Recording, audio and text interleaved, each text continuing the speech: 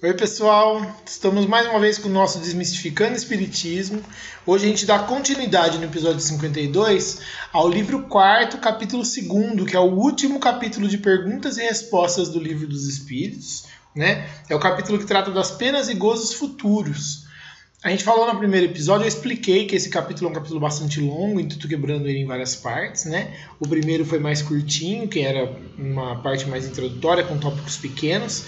Nesse episódio, nós vamos falar basicamente das naturezas das penas e gozos futuros. Ou seja, o que são essas penas futuras e o que são esses gozos futuros, de acordo com o que os espíritos explicam. Então, vamos lá. Natureza das penas e gozos futuros. Questão 965. As penas e gozos da alma depois da morte têm alguma coisa de material?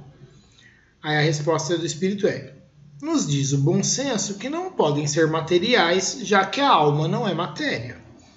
Essas penas e esses gozos nada têm de carnal. Entretanto, são 1000 vezes mais vivos do que os que vocês experimentam na Terra, porque o espírito, uma vez liberto, é mais impressionável.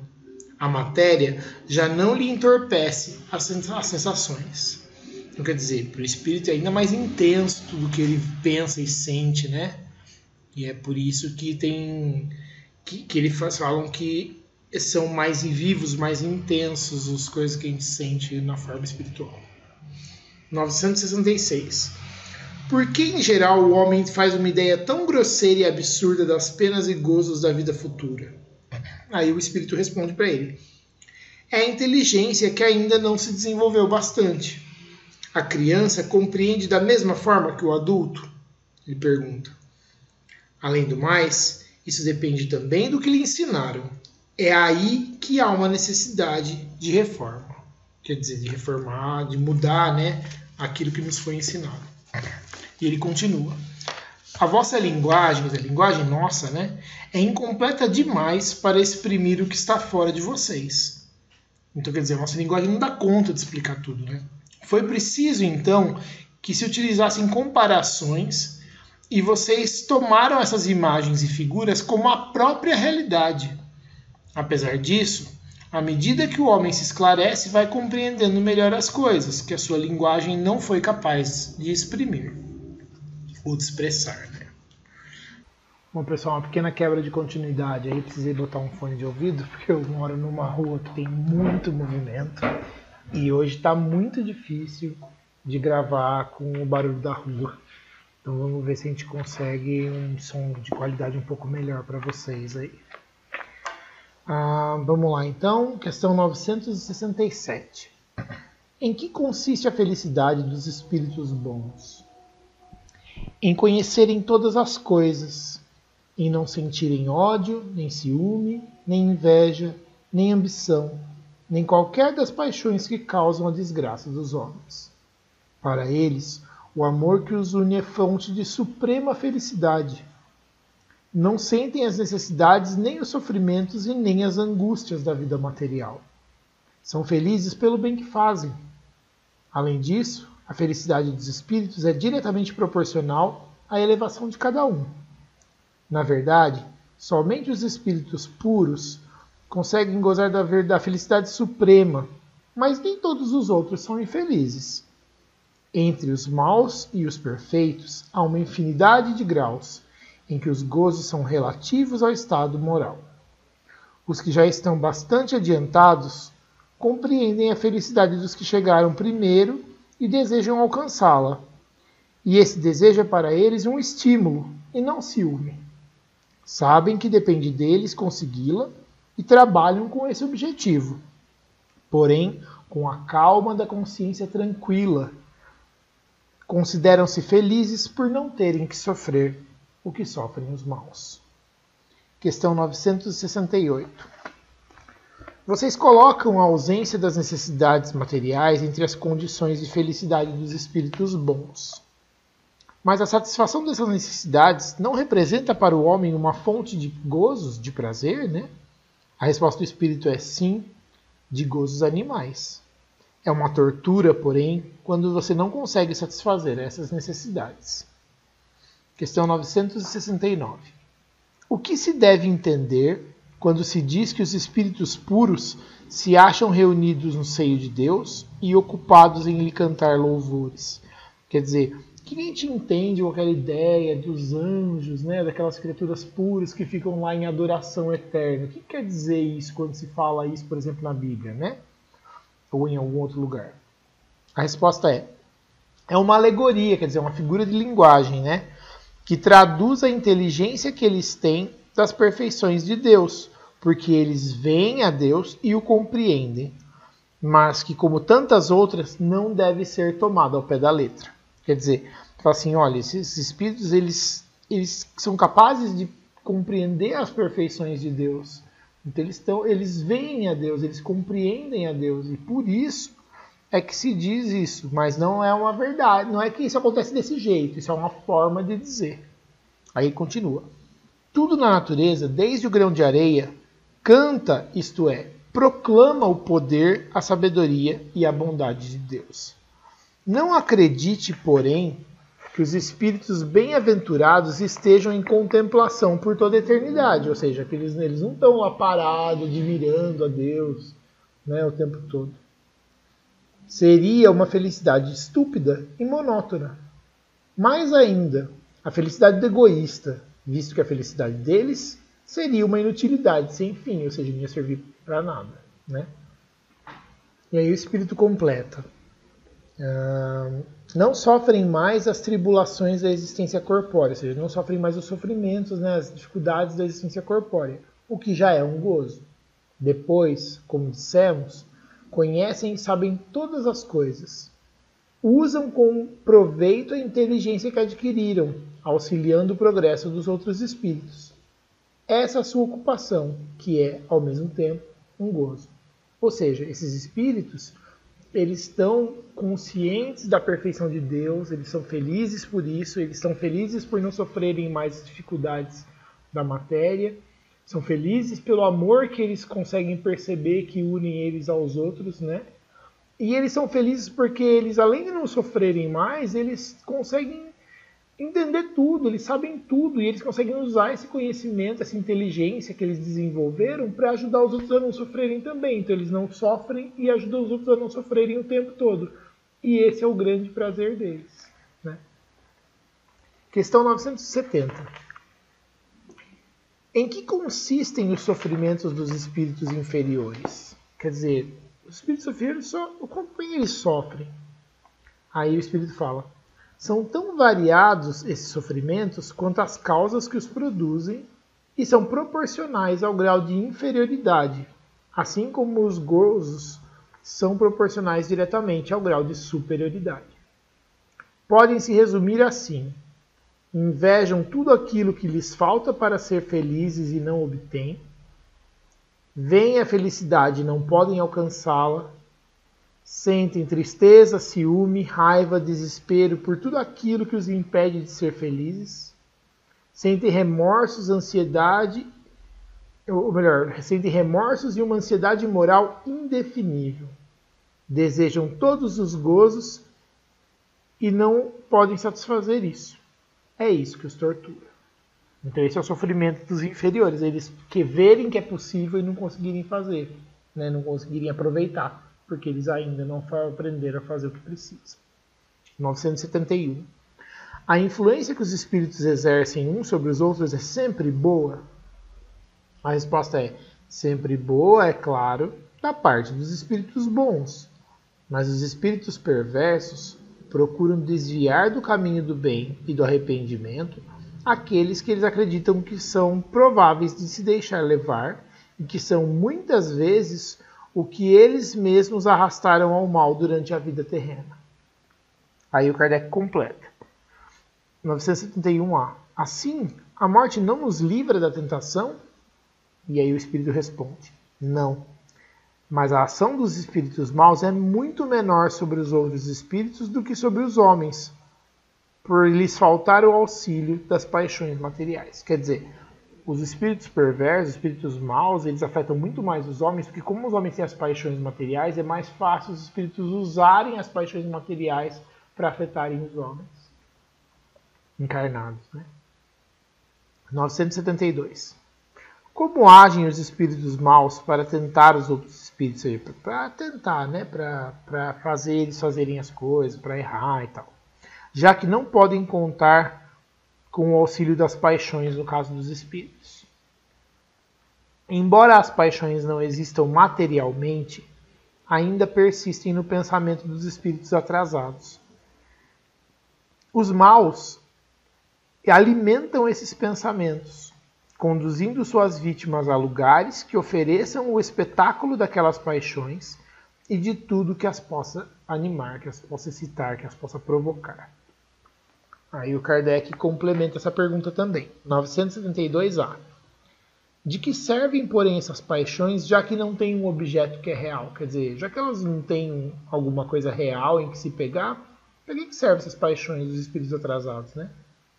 Aí o espírito responde para ele, é justamente disso que vem o seu sofrimento. O avarento vê o ouro que não pode possuir.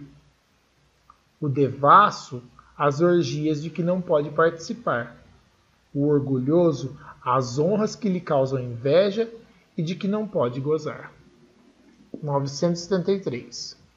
Quais são os maiores sofrimentos que os espíritos maus podem suportar? A resposta do espírito é: não há uma descrição possível das torturas morais que são a punição de certos crimes.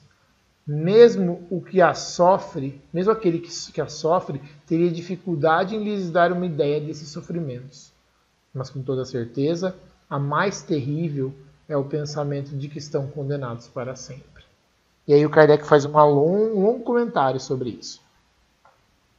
A ideia que os homens fazem das penas e gozos da alma após a morte será mais ou menos elevada, conforme o estado de sua inteligência. Quanto mais ele se desenvolve, mais essa ideia se purifica e se liberta da matéria. Compreende as coisas de um ponto de vista mais racional, deixando de levar ao pé da letra as imagens de uma linguagem figurada. Nos diz a razão mais esclarecida que a alma é um ser espiritual e que por isso mesmo não pode ser afetada pelas impressões que atuam apenas sobre a matéria. O que não significa que esteja isenta de sofrimentos, nem que não receba o castigo de suas faltas. As comunicações espirituais têm como resultado nos mostrar o estado futuro da alma, não mais em teoria, mas como realidade. Ela nos coloca diante dos olhos todas as peripécias, quer dizer, tudo o que acontece na vida além-túmulo. Ao mesmo tempo, nos mostram essas peripécias como consequências perfeitamente lógicas da vida terrena. E embora estejam despojados, ou seja, tenham perdido o aparato fantástico criado pela imaginação dos homens, não deixam de ser menos penosas para os que fizeram mau uso de suas faculdades. Traduzindo, essa frase é complexa, né? Então, ao mesmo tempo que as comunicações espirituais nos mostram tudo o que acontece na vida além-túmulo, ela também mostra que essas coisas são consequências perfeitamente lógicas da vida terrena e que não são menos sofrimento, no caso das coisas ruins, para quem fez mau uso das suas capacidades, né? Só porque não é aquilo que os homens imaginavam, aqueles sofrimentos físicos que o homem imaginava, né? A diversidade dessas consequências é infinita, mas de forma geral, pode-se dizer que cada um é punido por aquilo em que pecou. É assim que uns são punidos a punição deles é a incessante visão do mal que fizeram. Outros, pela tristeza, pelo medo, pela vergonha, pela dúvida, pelo isolamento, pelas trevas, pela separação dos seres que lhes são caros e assim por diante. 974. De onde vem a doutrina do fogo eterno? Quer dizer, da onde que veio essa ideia de que a gente vai queimar no fogo eterno quando morre e agir mal e tal? A resposta é uma imagem, como tantas outras, que foi tomada como realidade. Aí o Kardec complementa a pergunta. Mas o medo desse fogo não produzirá um bom resultado? Aí o Espírito fala, veja se serve de freio, mesmo entre os que o ensinam. Ele fala, então, olha, é só olhar. Vê aí, você está vendo que isso está funcionando? Ele fala. Se você ensinar coisas que a razão rejeitará mais tarde, você provocará uma impressão que não será durável nem saudável. Aí o Kardec comenta. Incapaz de expressar, por sua linguagem, a natureza daqueles sofrimentos, o homem não encontrou comparação mais enérgica do que a do fogo, porque para ele o fogo simboliza o tipo de sofrimento mais cruel, de ação mais violenta. É por isso que a crença no fogo eterno vem desde a mais alta antiguidade, tendo os povos modernos herdado dos mais antigos. É pela mesma razão que se diz em linguagem figurada, o fogo das paixões, queimar de amor, queimar de ciúme e assim por diante. 975. Os espíritos inferiores compreendem a felicidade do justo? Eles entendem que o espírito superior é feliz, né? A resposta é sim, e para eles isso é um sofrimento, porque eles entendem que estão privados dela por sua culpa, dessa felicidade, né? Daí porque o espírito liberto da matéria deseja uma nova existência corpórea, pois a cada existência, se for bem usada, pode diminuir a duração desse sofrimento. É então que ele escolhe as provas por meio das quais possa esgotar, né, suas faltas, possa eliminar suas faltas. Porque, fique sabendo, o espírito sofre por todo o mal que praticou, ou de que foi uma causa voluntária, porque por todo o bem que poderia ter feito e não fez, e por todo o mal que venha de não ter feito bem. Inclusive, essa parte está destacada aqui, por todo o mal que venha de não ter feito o bem. Quer dizer, você não fez o bem, e o mal que aconteceu de você não fazer o bem também é responsabilidade sua. É importante isso, né? Aí o espírito continua. Para o espírito errante, a gente já falou, o espírito errante é o espírito livre, fora da matéria, né? Já não há véus. É como se ele tivesse saído de um nevoeiro e visse o que o afasta da felicidade. Então, sofre ainda mais, porque compreende o quanto foi culpado. Para ele, não há mais ilusão. Ele vê a realidade das coisas. E o Kardec complementa. Na erraticidade, quer dizer, a erraticidade é quando o espírito está livre da matéria, né? Fora, não está usando um corpo físico. O espírito descortina, quer dizer, ele descobre, ele percebe, de um lado, todas as suas existências passadas, e de outro, o futuro que lhe está prometido, compreendendo o que lhe falta para alcançá-lo. É como o viajante que, ao chegar ao alto de uma montanha, vê o caminho que percorreu e o que lhe resta percorrer para atingir seu destino. Questão 976. A visão dos espíritos que sofrem não é para os bons uma causa de sofrimento, uma causa de aflição. Nesse caso, o que se torna a felicidade deles assim perturbada? Aí o espírito explica para ele. Isso não é uma aflição, porque eles sabem que esse mal terá um fim. Auxiliam os outros a se melhorarem e lhes estendem as mãos. Essa é a ocupação deles e que se torna um prazer quando são bem-sucedidos. Então, o que o Espírito explica para o Kardec é assim, não é bem uma aflição, não é que eles não se importem, mas eles não ficam sofrendo de ver os nossos sofrimentos na matéria, ou mesmo no estado de imperfeição, porque eles sabem que vai acabar. Do mesmo jeito que a gente, por exemplo, sabe quando uma criança tomou uma vacina e chora porque levou uma injeção, ela chora porque sentiu aquela dorzinha no braço, mas você sabe que vai passar a dor, ela vai esquecer e que aquilo vai ser para o bem dela, né? Então, do mesmo jeito, ou então ela cai porque ela é arteira, ela cai, bate o joelho, machuca, e ela chora porque dói, mas você fala, isso aí vai passar, você não fica sofrendo porque ela está chorando com a dorzinha do joelho que ralou. Né? Você vai lá, lava, passa o remédio e sabe que daqui a pouco vai resolver. E ela vai tomar mais cuidado da próxima vez. Né? Então, para eles é o prazer de cuidar. Né? E eles sabem que vai acabar. Então, eles não tem prazer de ver a gente sofrer, mas eles ficam bem sabendo que vai acabar e ajudam como eles podem. E esse é o prazer deles de saber que eles estão ajudando a diminuir o tempo daquele sofrimento. Mas aí o Kardec complementa a pergunta. Isso é possível entender da parte dos espíritos que são estranhos ou indiferentes, né? Mas a visão das tristezas e dos sofrimentos daqueles a quem amaram na terra não lhes perturba a felicidade? Aí o espírito responde para ele: se não vissem esses sofrimentos, é que eles lhes seriam estranhos depois da morte. Quer dizer, que se eles não vissem sofrimentos, é que eles não estariam... É como se eles nunca tivessem passado por esse sofrimento, né, depois da morte. Ora, a religião diz a vocês que as almas veem vocês, embora considerem as suas aflições de outro ponto de vista. Sabem que esses sofrimentos são úteis ao seu progresso, ao de vocês, né? Se os suportares com paciência, com aceitação. Portanto, sofrem muito mais com a falta de ânimo que atrasa a sua marcha do que com os sofrimentos em si mesmo, que são passageiros. Que é aquilo que eu acabei de falar. Questão 977. Já que os espíritos não podem ocultar uns dos outros os seus pensamentos, e sendo conhecidos todos os atos da vida, deve-se concluir então que o culpado está eternamente na presença de sua vítima? E a resposta do espírito é: diz o bom senso que não pode ser de outra forma. E aí o Kardec complementa a pergunta, 977A.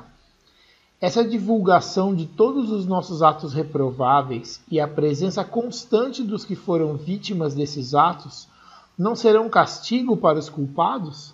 A resposta é: maior do que se pensa, mas somente até que o culpado tenha expiado as suas faltas, quer como espírito, quer como homem, em novas existências corpóreas. Quer dizer, você fez mal para o outro, você vai estar na presença dele, ele vai estar consciente do erro, sabe que você fez mal para ele, você sabe também que fez mal para ele, e você carrega o peso disso aí, até que você passe pelas experiências que vão te libertar desse sofrimento. E aí, ao se libertar desse sofrimento, acaba esse sentimento de culpa, né? E aí o Kardec explica: quando nos acharmos no mundo dos espíritos, todo o nosso passado ficará à mostra, de forma que o bem e o mal que tivermos feito serão igualmente conhecidos. Em vão, aquele que tenha praticado o mal tentará escapar ao olhar de suas vítimas. A presença inevitável dessas que lhe será um castigo e um remorso incessante, até que tenha eliminado, expiado seus erros. Ao passo que o homem de bem, ao contrário, só encontrará em toda parte olhares amigos e benevolentes. Para o mal, não há maior tormento na terra do que a presença de suas vítimas. Por isso ele as evita sem cessar. Que será dele quando a ilusão das paixões acabar e ele compreender o mal que fez, vendo revelados os seus atos mais secretos, desmascarada a sua hipocrisia, e não puder evitar a visão delas? Enquanto a alma do homem perverso está presa na vergonha, no pesar e no remorso, a do justo goza de perfeita serenidade. Questão 978. A lembrança das faltas que a alma tenha cometido quando imperfeita não lhe atrapalha a felicidade mesmo depois de haver se purificado? E a resposta é não, porque ele resgatou suas faltas e saiu vitorioso, ou ela saiu vitoriosa, das provas a que se submeteu para esse fim. Quer dizer, a pessoa pega, quando ela entende que ela errou, ela fala: bom, então eu preciso passar por alguma coisa desse tipo, eu preciso passar por tal experiência para entender o que eu preciso, para eu poder aprender e me livrar desse peso. E quando ela passa por isso, sai vitoriosa dessas provas, então ela eliminou a falta, ela corrigiu o erro. E aí ela não fica mais sofrendo com isso. 979. As provas que a alma ainda tenha que sofrer para concluir a sua purificação não serão para elas uma causa de uma penosa apreensão que perturba a sua felicidade? A resposta é: para a alma ainda maculada, sim. A alma que ainda está manchada, vamos dizer assim, sim. É por isso que ela não pode aproveitar a perfeita felicidade a não ser quando estiver completamente pura. Mas, para a alma que já se elevou, nada há de penoso pensar nas provas que ainda tenha que sofrer. Aí o Kardec explica. A alma que chegou a um certo grau de pureza já tem felicidade. Um sentimento de doce satisfação a envolve. Sente-se feliz por tudo que vê, por tudo que a cerca. Levanta-se para ela o véu que encobria os mistérios e as maravilhas da criação, e lhe aparecem as perfeições divinas em todo o seu esplendor. Questão 980. O laço de simpatia que une os espíritos da mesma ordem, lembra aquelas ordens que a gente falou lá atrás, os espíritos que estão na mesma categoria, mais ou menos na mesma faixa de evolução, né? Então, o laço de simpatia que une os espíritos da mesma ordem é para eles uma fonte de felicidade?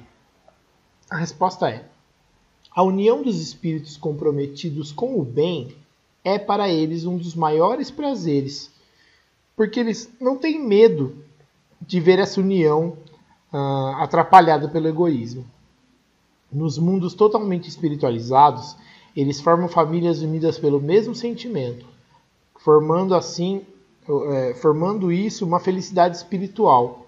Do mesmo modo que no vosso mundo vocês se agrupam em categorias e experimentam um certo prazer quando estão reunidos.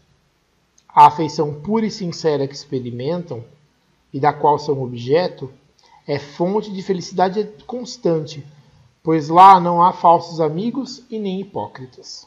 E o Kardec comenta: na Terra, o homem goza do começo dessa felicidade quando encontra almas com as quais pode se confundir numa união pura e santa. Em uma vida mais depurada, uma vida mais purificada, esse prazer será inefável e ilimitado, quer dizer, será uma coisa suave e eterna, né? Pois aí ele só encontrará almas simpáticas que o egoísmo não consegue diminuir, ou seja, não diminui essa simpatia, né? Tudo é amor na natureza, o egoísmo é o que o mata. Questão 981. Em relação ao estado futuro do espírito, haverá diferença entre aquele que em vida temia a morte e aquele que a encara com indiferença e mesmo com alegria? Então, olha só, né? Aquele que tinha medo da morte e aquele que, para quem tanto fazia ou que até via com alegria a morte, vai fazer diferença isso para o estado futuro do espírito? A resposta do espírito é: a diferença pode ser muito grande. Entretanto, desaparece muitas vezes diante das causas que determinam esse temor ou esse desejo. Quer dizer, a diferença pode ser muito grande, mas muitas vezes ela desaparece, dependendo da causa desse medo ou desse desejo da morte, né?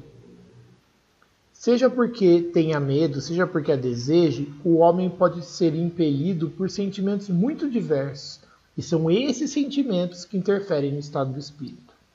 É evidente, por exemplo, que aquele que deseja a morte unicamente porque vê nela o fim de seus sofrimentos, há uma espécie de queixa contra a providência e contra as provas que deve suportar.